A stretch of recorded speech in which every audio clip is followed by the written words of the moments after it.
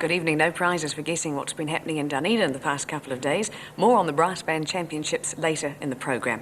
First, there was another confrontation in Dunedin today, and police believe it was in retaliation for a gang-related incident in the Octagon yesterday. In that clash, 2 parked motorcycles were run down by a car. This time, a city shop was the scene, as Kim Hurring reports. Staff were left cleaning up broken furniture after a scuffle between Southern Vikings motorcycle gang and the mongrel mob. An elderly couple got in the way of the fight and police say the woman ended up very distressed. A shop assistant manhandled the fighters out the front door. Oh, these 2 young fellas were attacking the other guy and the girl on the floor. With the metal bar? Yeah. Well, apparently, that's what it's for. She said she got hit by it. And you stepped into that? Yeah. I just stepped in and helped one bloke up. He was just getting up, so I helped him on his way. And we're quite worried about it, really. It's involving outside people now. It's not just the gangs that are involved now. It's passerby today that was knocked over, an elderly woman. We're quite concerned. Yesterday, 2 Southern Viking motorbikes were rammed, and police are treating today's attack as retaliation for that. 2 people have been charged with assault in relation to this incident. We're trying to contact the gangs and get them to cool their arguments down, but without much avail at this stage. Okay, so you're actually trying to talk directly to the gangs in some way? We're trying to maintain our contacts. We have gang liaison officers who are trying to keep the situation cool. But this afternoon, police searched Southern Vikings headquarters and came away empty-handed. They expect to make further arrests. The days of the friendly family doctor coming out through rain and snow, day or night, may be numbered for Dunedin. Most of the city's doctors have joined out to provide a rostered after-hours medical service. Michael Lynch has been finding out what it offers. From tonight, this will be the weekend or night-time doctors' rooms of the future for Dunedin. And there's a similar setup due to open in Invercargill within 3 months.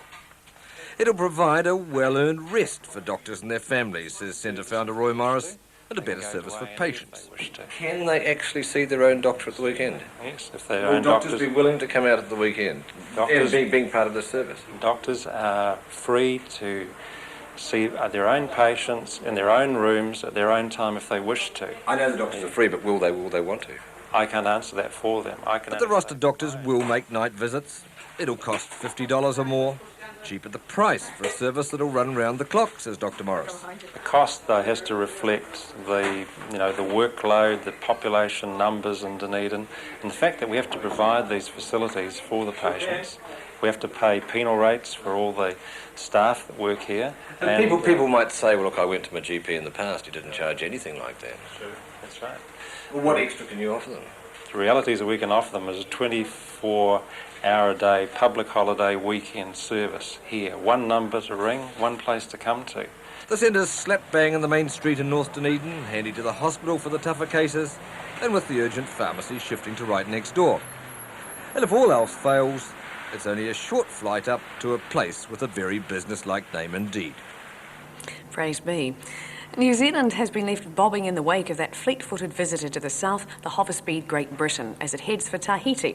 Those who saw the big catamaran in Bluff were pretty impressed with its design, especially one of the town's local boys made good, Sir Clifford Skeggs. We had Mark Price in Bluff for the camera crew. Comings and goings at Bluff don't usually attract the sort of interest that gets dozens of people out of bed at 3 a.m. But on a warm, calm Bluff morning, there was no better place to be for anyone with an interest in ships. The catamaran took just under 24 hours to cross the Tasman from Hobart. That's about a quarter of the time most vessels take. Oh, it's fantastic, isn't it? And to see it was moving in very fast, wasn't it? It's lovely. Yes, beautiful. And the people on hand got the chance for a look around. There were problems to be sorted out while in Bluff.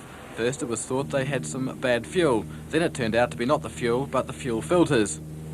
And for that reason, the skipper, designer, builder and principal of international catamarans, Robert Clifford, decided to call it Dunedin after leaving Bluff. That suited Sir Clifford Skeggs fine. He and Pacifica Shipping are thinking of buying one, not it seems from this company because they're too busy. This one's off to the English Channel, where it will carry 450 passengers and 84 cars. The 74-metre catamaran's made almost entirely of aluminium, and it's tempting to compare the bright and shiny car deck with the inside of an Aussie beer can. It has 4 jet boat-style engines, 2 of the engines are for steering, and it's not until the catamaran clears port that the main engines are started up. With all engines running, the minimum speed is over 20 knots, and the maximum's about 42 knots. The catamaran's designed to compete across the English Channel with aeroplanes and hovercraft. Its price tag is a fifth the cost of a new hovercraft. It has radar, compasses, navigation systems, echo sounders, radios, faxes, telephones, etc., etc. For its trip north, the catamaran has perfect conditions. Yeah, the only launch out in the ocean here, about 1 mile off the heads which you are approaching, and from about 2 miles. Can you keep between us and the land? It takes just 4 hours to reach Tairoa Head. The next time it's likely we'll hear of this vessel is when it has a crack at the transatlantic speed record sometime in June. It's been a week of exuberant horn blowing in Dunedin, with around 35 bands here for the New Zealand Brass Band Championships 1990. Bands from all over New Zealand and one from Australia are competing, and today they thrilled a big Dunedin crowd with a street parade. Lee Bramwell was there. It was outside into Dunedin slightly gloomy weather for the first time today, but it didn't take long for the bands to warm it up. Bands, ready. By the centre, quick, march! Quick, march! Quick, march!